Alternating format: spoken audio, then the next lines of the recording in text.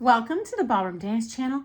We are a worldwide community of ballroom dancers who meet here every day to talk all things ballroom dance.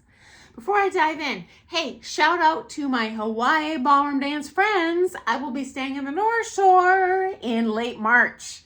Okay, let's dive in. These are the worst, most condescending, nasty things pros have ever said to me. And number one, you're just a follow. I don't know why, but in my experience, it's been these really old Russian and British coaches. Men. And I got news for you. Lie. I'm no dummy.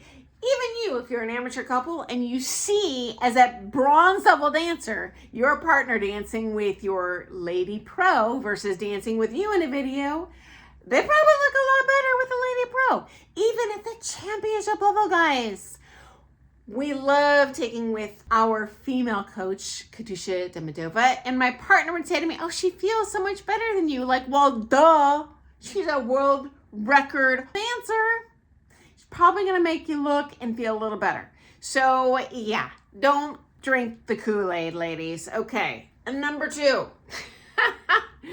I had a pro meet with me to complain about a local amateur student who was teaching, and they felt that they were undermining the professional industry, blah, blah, blah, blah, blah, because they were teaching for free. And for the record, I didn't care. I love that people teach with different skill levels at different price points, because for beginners, they're just going to bring more people in. And guess what? Dancers are heat-seeking missiles. Ultimately, they're going to work their way up to this pro after they enjoy those free lessons and outgrow the skill level of that amateur. Duh. Anyway, I told her I'm not going to sign this letter trying to get this person in trouble. Her response to me was, well, clearly you are not at the stage of your career where you understand the meaning of professionalism. Like what? I'm not looking out for your wallet. So yeah, I didn't like it, but it is what it is. Okay. Number three, the only body shaming incident that ever happened to me was at a social dance. So this was not from a coach. Okay. This was a teacher who did have a bone to pick with me because I didn't mean to do it, but they did lose a lot of students to me. So they didn't like me. And this dance was a Halloween party, okay? So I am decked out. I love dressing up. So I dressed up as a man. I had this big fat muscle suit. I was having so much fun. It was hilarious. I was like this tatted out, beefed up guy with this padded muscle suit. Well, I asked a more mature gentleman to dance with me at this dance, and he looked at me and he was like, no. I thought this was cute and funny. And so I was like at the little food table and I was like, oh my gosh, isn't this so funny? So-and-so just did this. And they think I was a guy. And this pro said, no, they didn't. It's essentially they said big, fat, ugly butt. And you know, guys, they were not joking. I was there. It was intended as a body shaming jab in my side. Did not appreciate it. But you know what?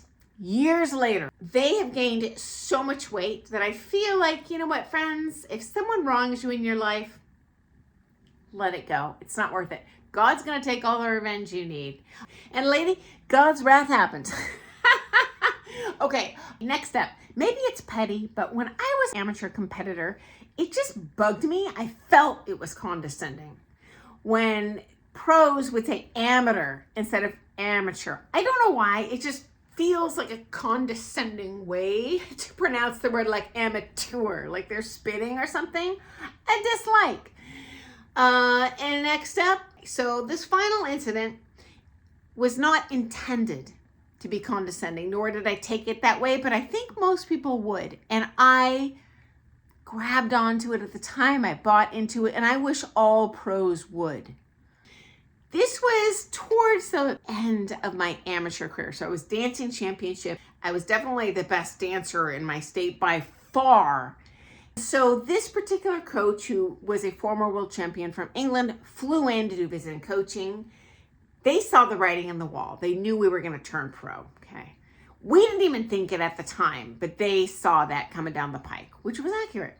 Well, he said, when you turn pro, do not buy into your own myth of greatness. There's always more to learn. There's always more than one way to skin a cat in ballroom dance. There's definitely an artistic element. So never think that you know everything, because your students are going to hero worship, and that's your job to explain to them that there are more ways to do things and something else might work for them. Genius. I agree 1,000%.